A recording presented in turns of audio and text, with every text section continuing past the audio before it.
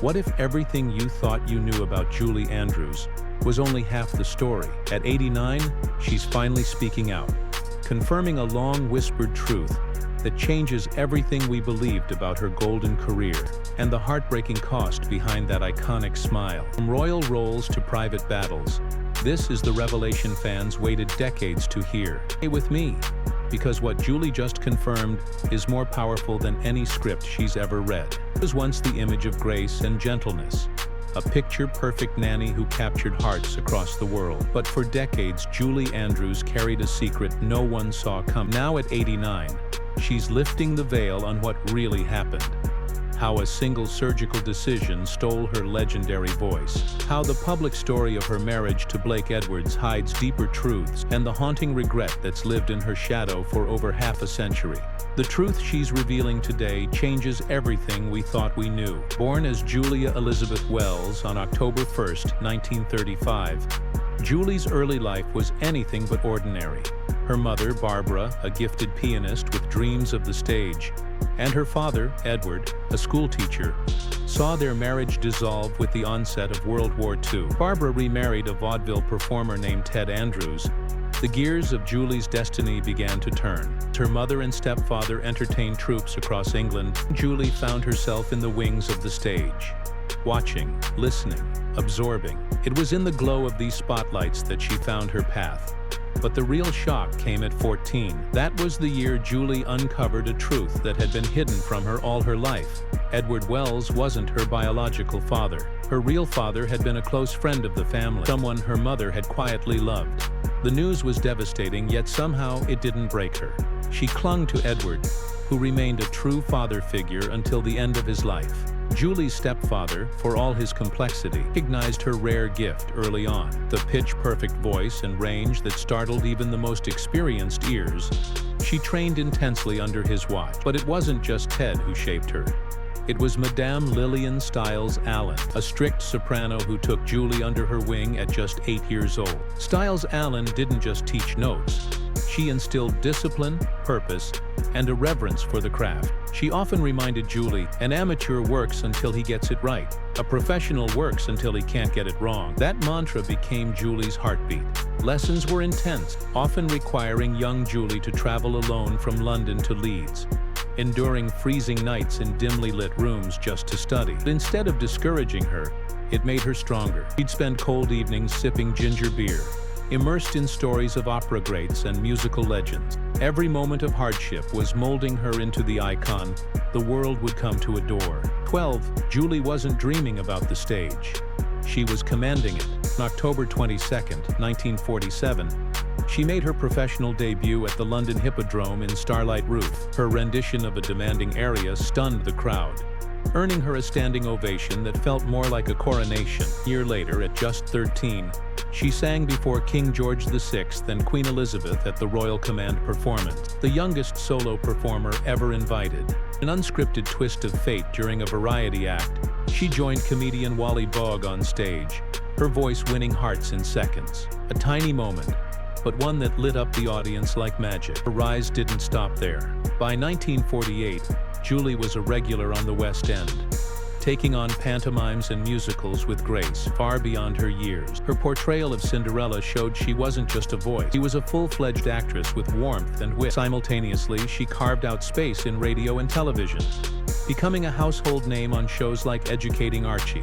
These experiences shaped her sense of timing and humor, tools that would one day make her a beloved icon. By 19, she was ready for Broadway. In The Boyfriend, which opened at the Royal Theatre on September 30th, 1954, Julie brought the character Polly Brown to life with such charm that New York critics fell instantly in love. The show launched her U.S. career and earned her a Theatre World Award. But her biggest break came next, not without its own twist. Producers of My Fair Lady were searching for someone who could transform on stage from a rough Cockney flower girl to a poised society lady. Julie was offered the part. Night after night, audiences watched her evolve through songs like I Could Have Danced All Night and Wouldn't It Be Loverly. It was a triumph, one that ran for over 2,700 performances and earned her a Tony nomination.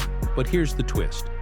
she wasn't their first choice. That honor went to Mary Martin, who turned it down. Sometimes, destiny whispers through rejection. When Hollywood came calling to adapt My Fair Lady, they chose Audrey Hepburn instead. Julie was passed over for the role she had made iconic. Decision stirred backlash, especially when Hepburn's singing was dubbed over, while Julie had proven she could hit every note herself. Instead of looking back, Julie pivoted toward a new challenge, one that would etch her into Hollywood history. On December 3, 1960, she took the stage in Camelot, portraying Queen Guinevere opposite Richard Burton's King Arthur.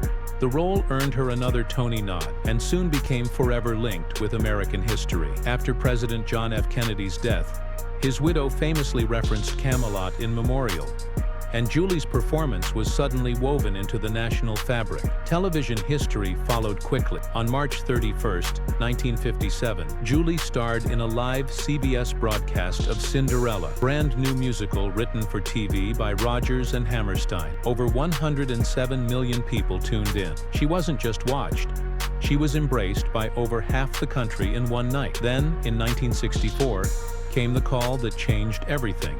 Walt Disney wanted Julie Andrews for Mary Poppins. Had the voice, the poise, the twinkle in her eye. The film became a blockbuster, and Julie walked away with the Academy Award for Best Actress, beating out Hepburn, who had once replaced her. The irony was poetic. Hollywood had underestimated her once, they never would again. And just when it seemed she couldn't soar higher, The Sound of Music arrived. Premiered in 1965, earning nearly $300 million worldwide, and immortalizing her as Maria von Trapp.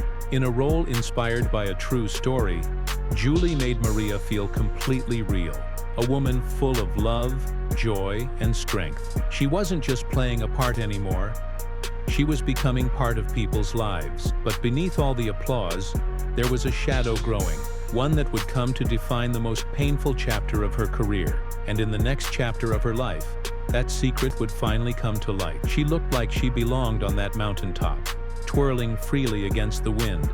But what audiences didn't see was how difficult that moment really was. Every graceful spin was met with the brutal force of a helicopter's rotor blades, knocking her down again and again.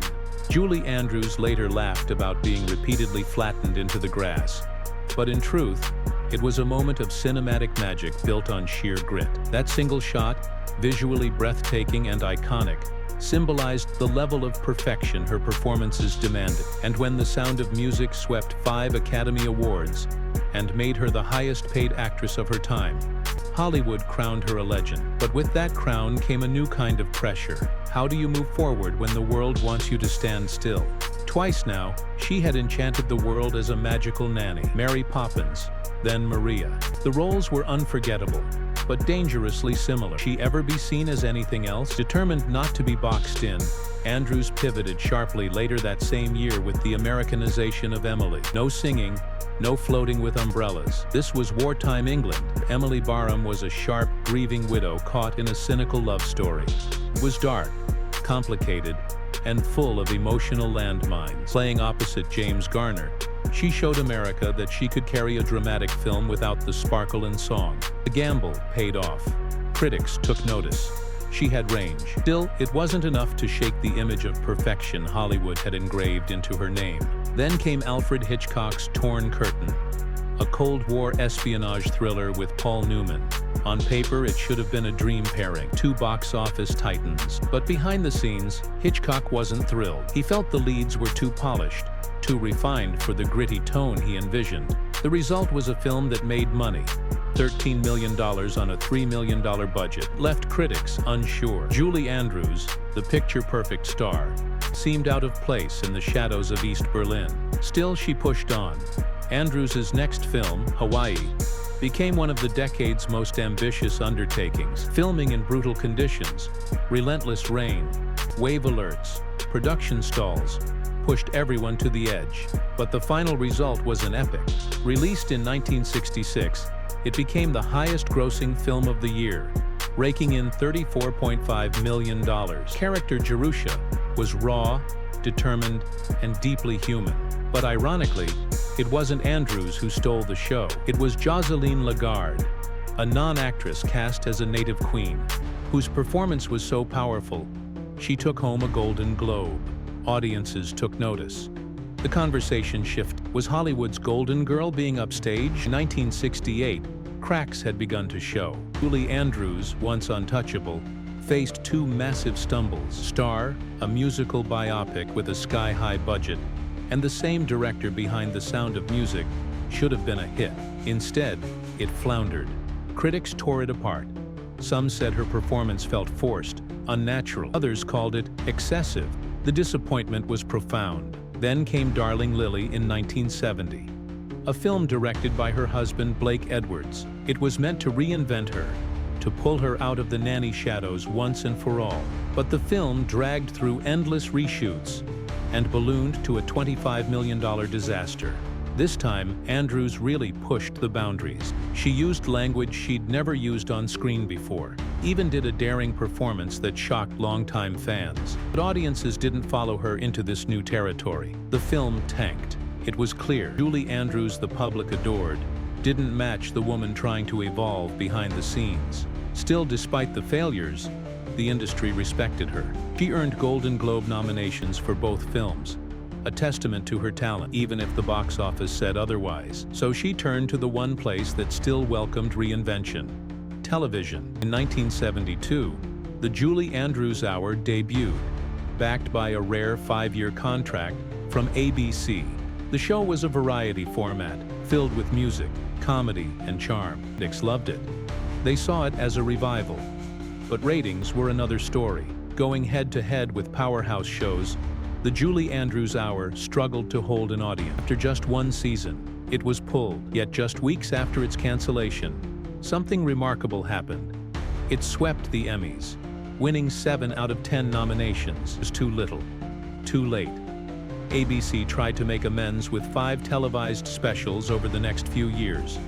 But Andrews had already set her sights somewhere unexpected. She stepped onto nightclub stages, where smoky rooms and jazz tunes replaced film sets and studio lights. It was uncharted territory for someone known for fairy tale roles. But that was the point. She cracked jokes about her own career, sang torch songs, and swayed with sophistication. These performances weren't about reclaiming fame.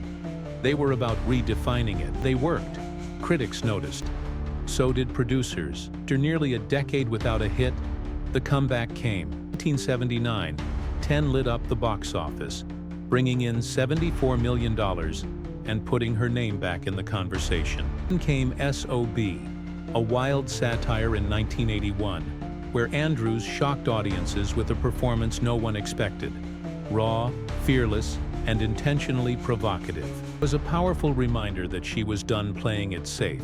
But it was 1982's Victoria that shattered every expectation. Playing a struggling singer who finds success by pretending to be a man pretending to be a woman, that took guts. It was risky, controversial, and utterly transformative. The film earned $28 million in the US, 7 Oscar nominations, and gave Andrews a Golden Globe win. It wasn't just a role.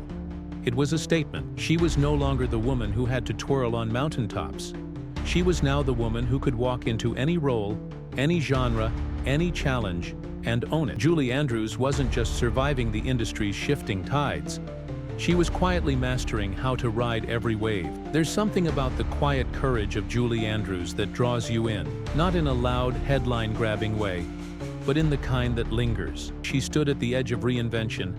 It was never the stage lights that kept her going. It was love, loss, and a lifetime of resilience. Long before she became a beloved queen in modern fairy tales, she had already lived a real-life story more extraordinary than fiction. When she met Blake Edwards outside a therapist's office, the moment could have been pulled from a movie. Two souls, both bruised by heartbreak, collided, and something clicked. What followed was not just a romance, the sanctuary. Their bond, despite a 13-year gap and the weight of their pasts, held strong for 41 years, until the day he passed in 2010.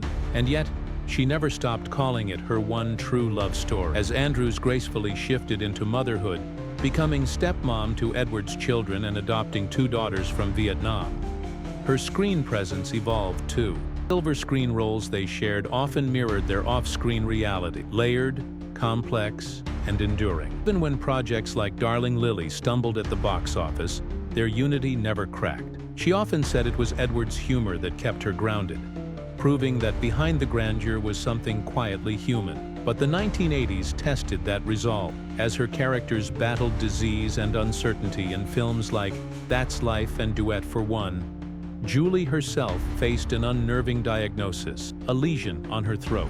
It was a cruel twist, considering her voice was the very instrument that had made her a household name. Yet, she carried on, performing alongside rising stars like Liam Neeson, and receiving critical acclaim that cemented her reputation as more than a musical darling. She was an actress of depth, range, and quiet fire. By the early 90s, television welcomed her with open arms, though not every experiment found its audience. The sitcom Julie may have faded after just 7 episodes, but she rebounded with memorable performances in Emmy-winning specials and concert productions. Her reunion with Carol Burnett was a nostalgic masterstroke, and her stage return in Victor or Victoria became one of Broadway's most talked-about moments, not just because of the show's success, because she rejected a Tony nomination in solidarity with her cast. That rare gesture said it all. She wasn't chasing glory.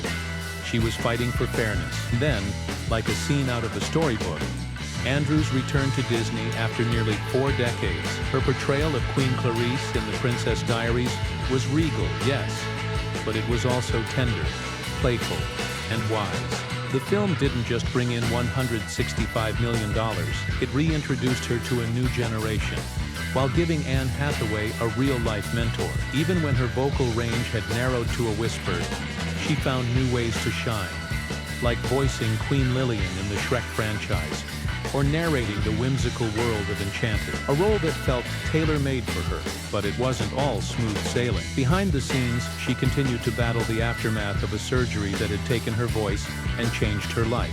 That routine 1997 procedure, intended to fix a lesion, ended in tragedy.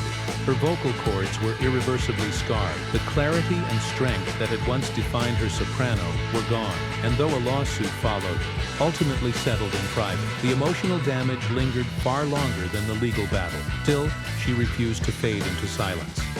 Instead, Andrews turned her pain into purpose, championing vocal restoration research and undergoing multiple treatments, hoping for even a sliver of recovery. And when she couldn't sing anymore, she started to write. Alongside her daughter, she built an entirely new career, crafting award-winning children's books that carried the same magic she once delivered on stage.